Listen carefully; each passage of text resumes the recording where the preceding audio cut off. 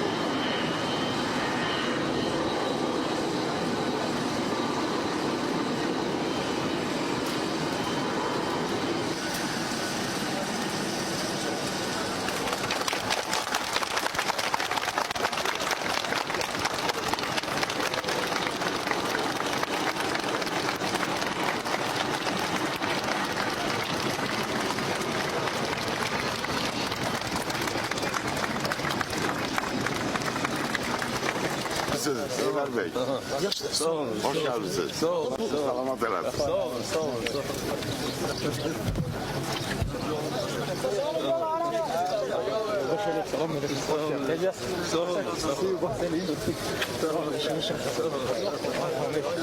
Bugün Erhan'ın deputatlar sizi davet ediyor. Məni deputatlar davet edeyimler. Məni Azərbaycan Prezidenti Əbvəz Elçibəy davet edeyim. Onun daveti ilə gəldim.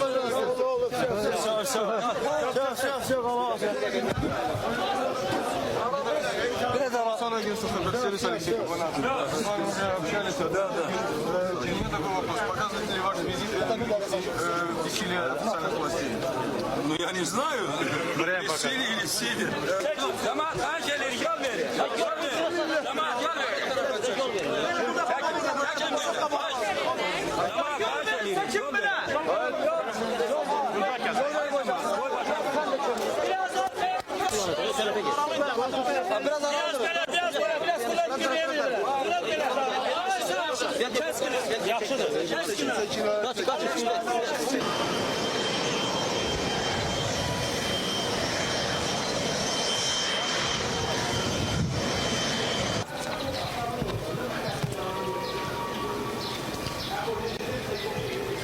Просто меня интересует цель вашего приезда и будет ли способствовать ваш приезд гражданскому согласию в Азербайджане?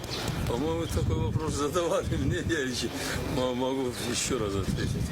Цель приезда, здесь обстановка в Азербайджане сейчас сложная, события в Генже кровавые произошли. Президент Азербайджана Абдулхад Элчибей обратился ко мне с просьбой, чтобы я прибыл в Баку. Для того, чтобы, может быть, обсудить сложившееся положение, посоветоваться. Я принял это приглашение и прибыл. А что касается, будет ли способствовать мой приезд или мое какое-то участие